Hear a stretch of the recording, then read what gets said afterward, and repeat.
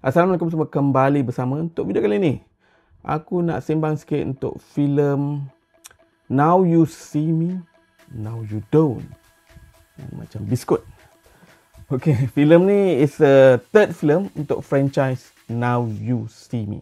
Filem Now You See Me yang pertama dikeluarkan pada tahun 2013. Filem tu tak dapat sangat a good review by critics, but I really like it. And dia punya ensemble pelakon tu aku suka Jesse Eisenberg, aku suka Isla Fisher, and Woody Harrelson aku suka, and Dave Franco, aku suka dia. And then ada Michael Caine, aku suka Morgan Freeman. So nothing to not to like, and nothing not to like about the cast. Aku suka. And then dia punya director is not like a very well celebrated punya director, but it's okay. And I really enjoy. It's very light popcorn movie. The magic, it doesn't make sense at all. Technically it's not like Silap Mata biasa kan. Dia punya magic tu memang totally sci-fi magic, but I like it. So the first movie tu memang aku bagi 4/5 kan. Aku gila enjoy dan aku tengok over and over again. Tapi aku tak dapat the same excitement untuk Now You See Me 2, even though ada Daniel Radcliffe, like tongue in cheek lah kononnya, sebab Daniel Radcliffe is Harry Potter kan. So this is about magic, so why not take Daniel Radcliffe. Isla Fisher tak ada part tu, and then replaced with siapa nama dia, and they replaced with karakter Lula, lakonan by Lizzie Kaplan. I think maybe Isla Fisher tak available during that time, but the studio nak continue juga, and they have to change the story to accommodate that situation. Tunggu je lah, tak salah aku dia pregnant or what masa tu. Tunggu je lah kan, because dia part of the Four Horsemen. Kau tak boleh nak replace macam tu je.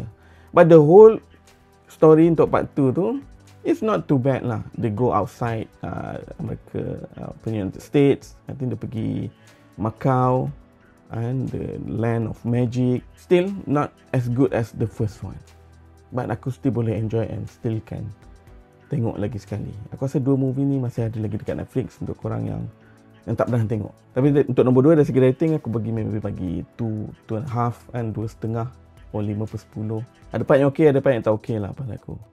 Tak boleh nak beat the first one kan. Tapi dia punya positif is they continue the same villain punya narrative kan. Michael Caine ada lagi.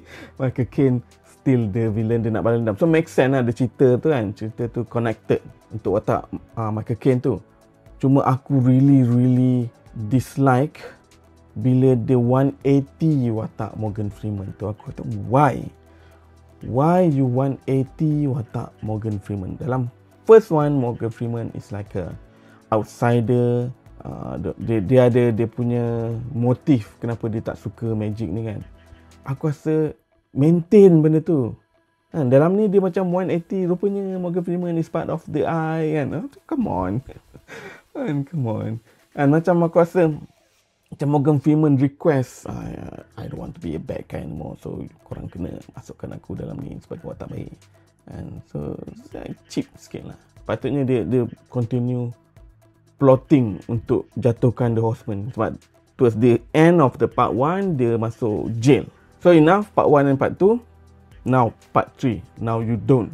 And now you see me, now you don't. Back in 2016, after the part 2, memang ada discussion by the studios untuk make another sequel. And then tapi lepas tu dia senyap, keep quiet, nothing.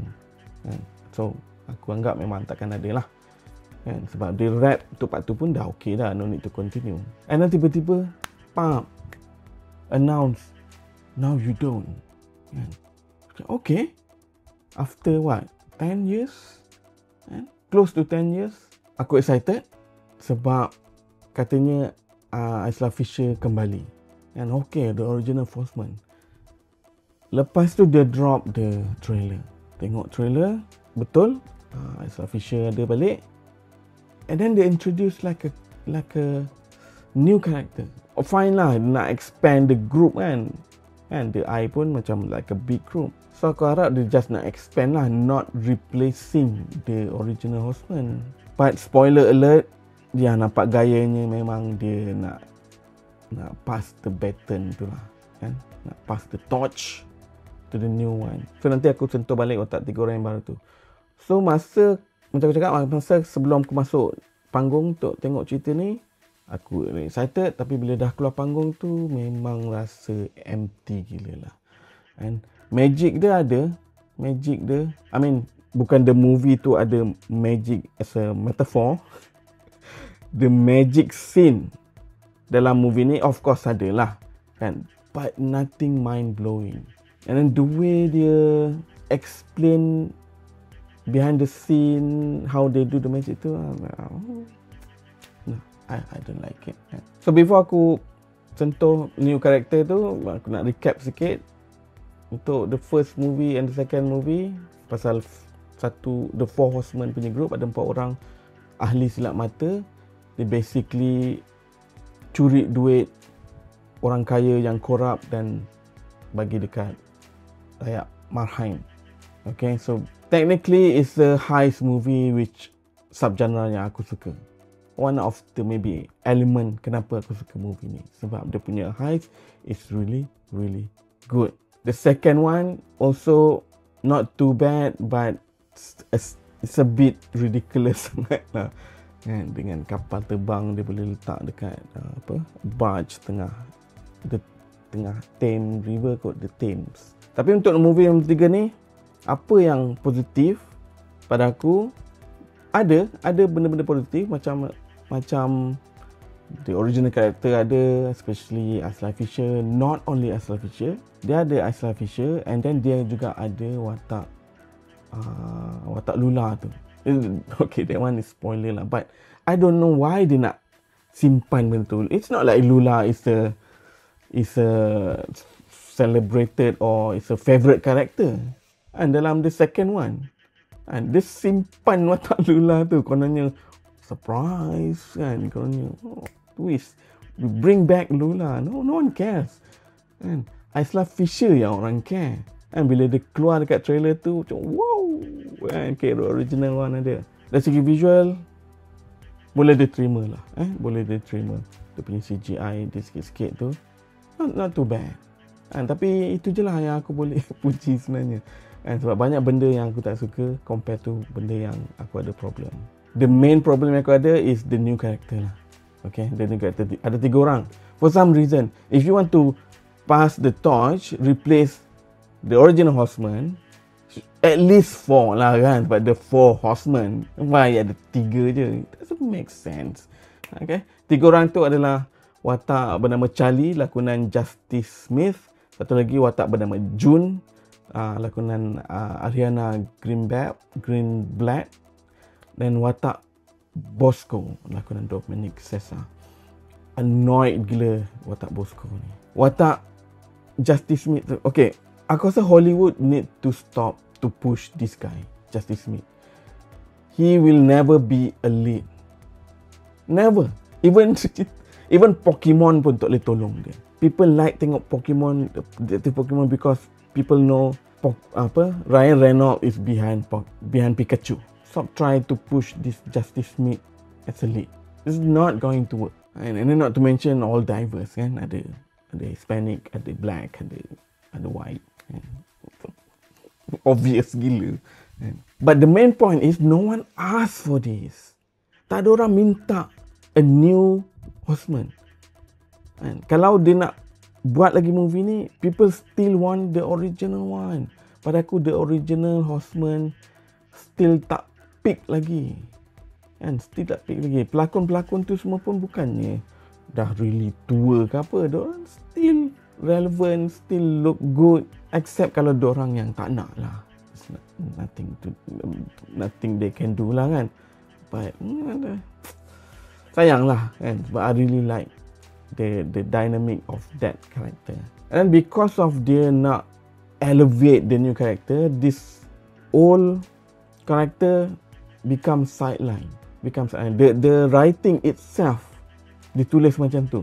Nak elevate all these 3 new people yang unlikable, pada aku tiga-tiga unlikable, untuk jadi the next generation. No, it's not going to work. It's not going to work. Movie ni aku rasa akan flop lagi teruk daripada the second one, and then dia akan just lupakan je lah franchise ni. And you had a chance untuk dapatkan the original Horseman and plus Lula, and you go this route. I don't understand. At least kalau nak replace new character pun cari pelakon yang really boleh menarik peminatnya ramai. Kan 3 orang ni like nobody, takkan ada orang suka. Especially outside US. Maybe people on the left dekat US really suka movie ni because of diversity. No, the world doesn't care. The world only want a very likable and relatable character. That's it. And the villain pun, and I think the main villain is Rosamund Pike. I like Rosamund Pike. Tapi dalam movie ni it's a waste of talent. It's a waste of talent. And dia jadi macam like a cartoon villain, literally cartoon villain yang ada big diamond. macam Pink Panther. Oh my god. Dengan dia punya accent tu. Why? Oh my god. So character fail, protagonist, antagonist aku rasa fail. The story pun doesn't really give us something new, something more spectacle, nothing. Benda yang sama je, maybe kat tempat lain, dan a few element yang lain. But the underline of the story is still the same. At least the first one and the second one tu, dia ada continuation story tu. Boleh terima. This one, they try nak make it more grand. And then watak Morgan Freeman, again, bila dia 180 tu, there's no story untuk dia continue tu watak Morgan Freeman. And because of what they did the second one, so dia tak tahu macam mana nak continue watak tu, they just kill off. That's why aku rasa that's why mungkin ada possibility, aku rasa all the original cast ni maybe tak nak buat movie ni. Tapi maybe the studio, okay, tolong do us a favor and buat movie ni, kita introduce new character so we can continue with the franchise, and then we can habiskan korang punya character. So overall aku bagi movie ni 2/5. 2/5. 4/10. Okay. I'm really disappointed. Even kalau dia bukan within this Now You See Me punya franchise pun, it's not a very good movie sebenarnya. So untuk korang yang memang follow franchise ni, what do you think about this third movie? Adakah korang bersetuju dengan pendapatku, ataupun korang rasa this is the best one? Maybe boleh bagi tahu komen kat bawah. Right? Kau rasa tu je yang aku nak share untuk filem ni. Now You See Me, Now You Don't.